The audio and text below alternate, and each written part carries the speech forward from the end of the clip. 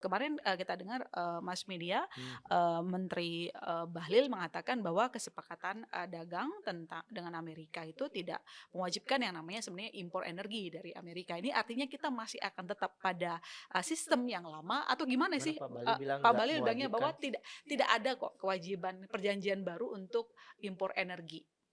Wah, saya kalau berbasis eh, perjanjian teks yang beredar ya, Mhm. itu kan clear di situ bahwa Indonesia berkomitmen Tidak eh, menambah kuota impor katanya, energi. Iya, jadi mungkin dilihat di apa kalimatnya aja lebih detail. Kita juga nggak di situ bodo-bodo di situ amat. sangat bisa Iya. Jadi dibaca lah di situ. ketika kita melakukan nego, ini Heeh. kan banyak trik-triknya. Ya, Iya, Nah, 45 jadi halaman ad, gitu. iya, jadi ada Saya kalimat bacanya juga dititip ini di maksudnya sana, kalimat dititip di sini itu pasti ada. Cuma pesannya Pak Bahlil itu kurang lebih begini, bahwa impor kita selama ini kan sekian juta barel per tahun, something like jadi that, Mhm. tidak gitu ya. mengalami Nggak peningkatan. Oh, nambah, enggak. karena Oke. apa? Karena kita kan ada sumber-sumber lain. Contoh misalnya yang sering disebut itu kan Nigeria. Itu kita Ya. cukup banyak impor dari sana karena relatif murah. Nah, kalau kita nambah dari US, itu berarti ngurangin dari tempat lain, Oke, gitu. oke. Nah, terus kan berarti mungkin lebih mahal. Iya, ada Ya, itu tambahan part itu harganya, yang gitu kan. Hmm. Tapi kan itu bukan satu-satunya bagian dari perjanjian. Ada perjanjian yang lain mengatakan bahwa kita akan mendapatkan gain dari tarif yang tidak 32. Hmm. Bahkan beberapa sektor ada yang nol, ya. misalnya Oke. CPO kita jadi nol. Jadi ini kita hitung gain dan apanya benefitnya gitu ya. Tapi kan tetap kita dihadapkan pada ancaman 32 awalnya. Ya, ya. Jadi kita pasti nggak ada the best solution, pasti second best atau third best solution. Ya. Cuman saya yang khawatir Pak Febrio, 32 di awal ini jangan-jangan hanya anchoring effect ya. Jadi mana kita 32 kayak maksudnya? 32% ya. Kan awalnya kan ancamannya 32%. Oh iya iya iya iya. Iya. Saya khawatir ini hanya psikologis awal perdagangan saja, Hmm. sengaja dinaikkan anchoring effect begitu supaya ya turunnya nanti 19. Oke. Tapi menurut saya tarif Hmm. itu dengan teori apapun juga kan kita selalu bilang tarif itu penghukuman sebetulnya dalam Hmm. perdagangan. Hmm. Jadi hukuman ya katakanlah dalam konteks misalkan penjara ya Hmm. 32 tahun, penjara 19 tahun. Hmm. 19 tahun juga masih berat sebetulnya. Hmm.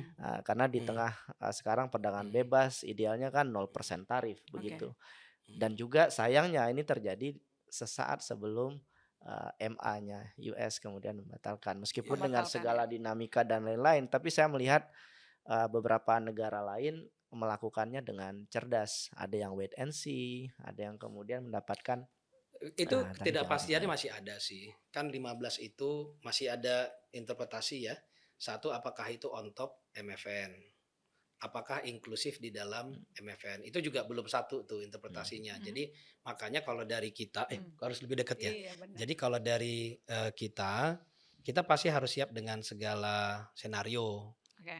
Jadi untuk interpretasi itu pun sebenarnya belum belum selesai tuh. Mhm. Begitu MA-nya keluar, ada bahkan lawyernya Amerika mengatakan, oh itu inklusif MFN. Ada yang bilang enggak, itu on top MFN. Jadi Oke. coba kita bikin aja senarionya. Yang jelas, pertama begini, waktu kita 2025 itu, begitu kita diancam dengan 32, eksportir kita terutama yang tekstil dan alas kaki itu sebelum itu implementasi kan 60 hari tuh. Waktu kita bilang, oh kita akan buat perjanjian tapi kemudian ada 60 hari, itu Hmm. langsung front loading ya.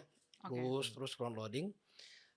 Akhirnya kan berkepanjangan, nggak jelas nih tarifnya. Ada yang bilang 10%, ada yang bilang 32, tapi kemudian ekspor kita ke Amerika terus jalan. Oke. Sampai kemudian di akhir tahun 2025, surplus kita ternyata nggak turun dengan Amerika sepanjang 2025 ini dengan segala turbulensinya ya. Nah, artinya begini, maksud saya kita memang komunikasi kuat dengan pengusaha, terutama dari Apindo, Kadin dan sebagainya. Kita lihat sektor demi sektor. Itu yang saya lihat di awal-awal memang saya cukup terlibat komunikasi dengan pelaku usaha dan juga bagaimana kita connect dengan mitranya di Amerika Serikat. Karena kalau untuk TPT dan sepatu terutama itu maklun semua. Jadi pemesannya udah ada. Ini barang bermerek semua dari sana. Kita mengekspor itu berdasarkan pesanan 6 bulan ke depan.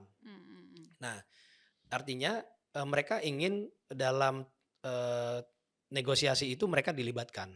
kebutuhan mereka seperti apa. Jadi benar-benar dihitung. Teman-teman Kadin, teman-teman Apindo itu sangat terlibat dalam Oke. menghitung ini kira-kira yang kita bisa terima. Ini bisa Hmm. kira-kira yang cukup berat bagi kita. Nah, Mhm. ketika ini di crafting, tentu nggak ada yang sempurna ya dalam kondisi yang kita sedang hadapi sekarang.